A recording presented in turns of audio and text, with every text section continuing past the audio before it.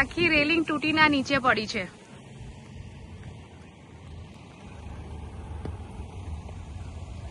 અને એને છુપાવવા માટે આ માલ સામાન નાખી ગયા છે.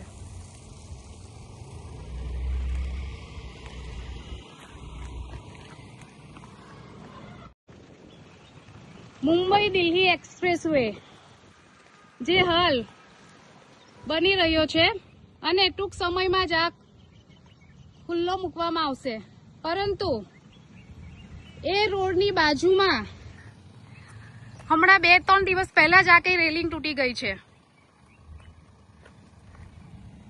અને આ ભેખડ ઘસીને નીચે પડી ગઈ છે. એના ગોટિયા એપ્રોચ પુલની તદ્દન નજીક, જ્યાં આ ખામી છુપાવવા માટે તેઓ આ કાચો માલ સામાન નાખી ગયા છે. જો આ હાલત છે. હજુ તો આ પુલ, આ એક્સપ્રેસવે ખુલ્લો મૂકવામાં નથી આવ્યો, ત્યારે આની હાલત આવી છે. તો આવનાર દિવસોમાં આ રોડ ઉપરથી હજારો વાહનો પાસ થશે. એના ગોટિયા એપ્રોચ પુલની બાજુમાં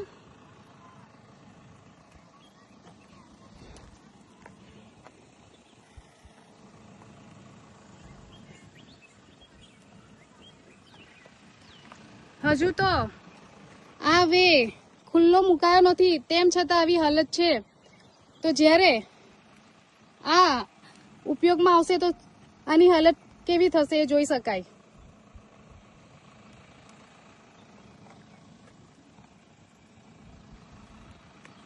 સ્વાતિ પટેલ બારડોલી. હું સ્વાતિ પટેલ બારડોલી. આજે જ્યારે હું એનાથી નિરંકામ પાસ થઈ રહી હતી, ત્યારે એના ગોટિયા અંડરબ્રિજ અંડરપાસ આવે છે, તો ત્યાંથી પસાર થઈ રહી હતી, ત્યારે મારી નજર અત્યારે દિલ્હી મુંબઈ એક્સપ્રેસ વે બની રહ્યો છે અને ટૂંક સમયમાં જ એનું ઉદઘાટન થશે અને આવનાર દિવસોમાં હજારો વાહનો ત્યાંથી પાસ થશે.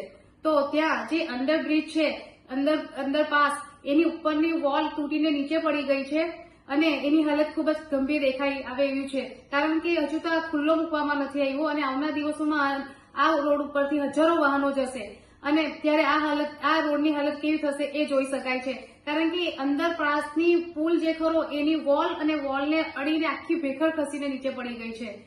તો એ જોતા એવું લાગે છે કે ખરેખર સરકાર રોડ, રસ્તા, પુલ બનાવવામાં ગંભીરતા દાખવતી નથી.